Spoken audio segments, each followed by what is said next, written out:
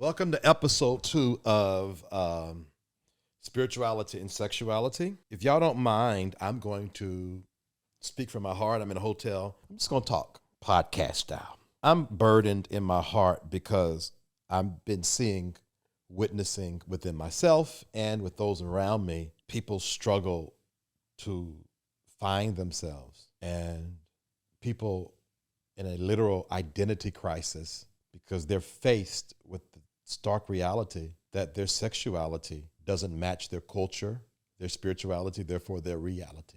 I don't believe it was ever supposed to be this hard. Now, the question is, whose fault is it? Is it the church's fault? Is it the culture's fault? I don't want to get into blame because I think it all intersects anyway, but my job is to create the conversation so that we don't get into the blame game, but we get into setting people free finally and forever. Because that's what people want to be. People want to be free. Free to what? Just free to go do what you want to do? No, free to just be. Be in what? Be in truth, be in authenticity, be in awareness, self-awareness. In order to get into self-actualization, I must first be into self-awareness. And there are so many people that are paused in their life because their sexuality does not meet their spirituality. Therefore, they cannot obtain reality. Now, what are you talking about? A lot of us was raised in the church. A lot of us was raised in the Black Pentecostal church. We love the church. We adore the church. We crave the church. We like the way the church smells, and we like to dress up, and we want to dance, and we want to get into the music. Where others want to go to the Beyonce concert, we want to tear the carpet up. But all of a sudden, whether it was at the age of 5, 10, 18, or 36, we realized we're not going to be able to have what we love.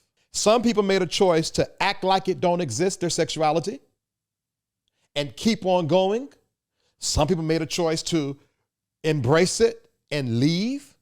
And some augment it, like affirming churches. The point is, you don't have to be stuck. Now, I know that it's almost like if you leave your local church, you're going to go to hell. God ain't going to be pleased. Well, according to a lot of them, he ain't pleased anyway, because here's the reality. You still doing it. You still having gay sex or bisex or whatever sex you're having. So why are you like breaking one quote unquote rule while staunchly preserving another? And the reason why I'm saying this is because I want to set somebody free from having to be committed to a place that causes them to hate themselves. And that's not just the church. That could be family. That could be zip code. That could be culture.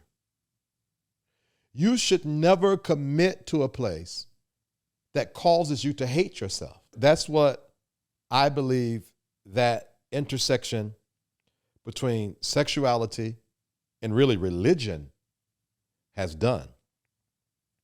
Caused a lot of people to hate themselves.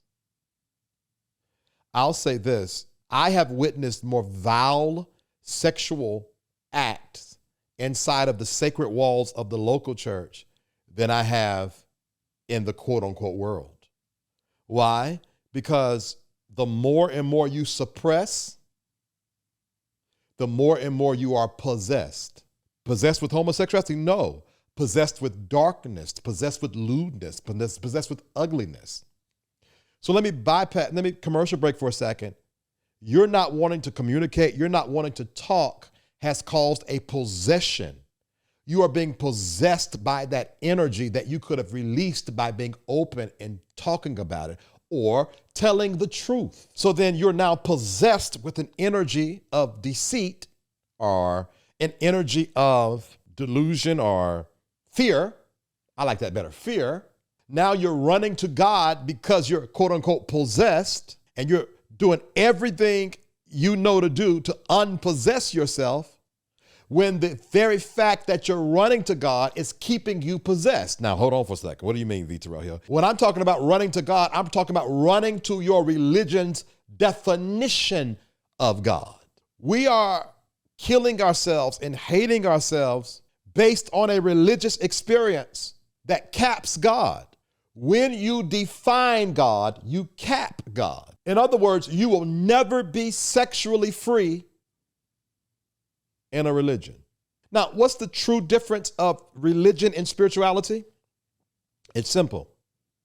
Religion, in its most simplest, purest way, is the community consciousness of God. Spirituality is the personal consciousness of God. Now, there is nothing wrong with having community consciousness of God. There's nothing wrong with that at all. I'm not going to hate on religion. I hate people like, well, I'm not religious, I'm spiritual. And you're just repeating stuff. Don't do that. Don't be that person.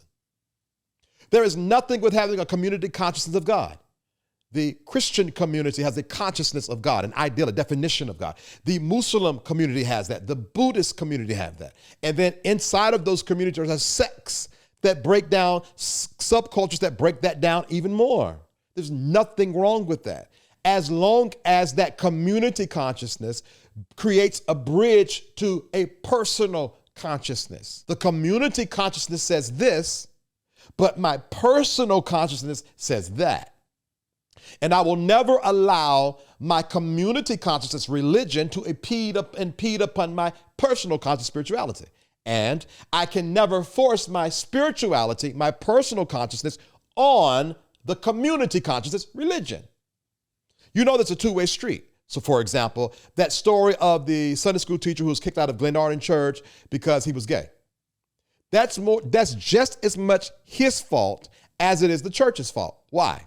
He has a personal consciousness that he knew was not aligned to the community consciousness, and then got upset when they kicked him out.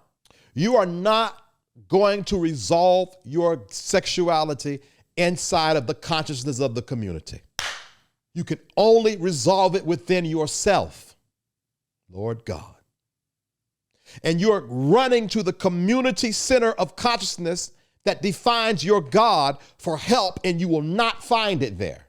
You can only find it within yourself. You're going to heal sexually within yourself, understanding your definition of God. I don't care if it's an affirming church. At best, that affirming church is supposed to lead you back to yourself for self-validation, self-approval, self-acceptance.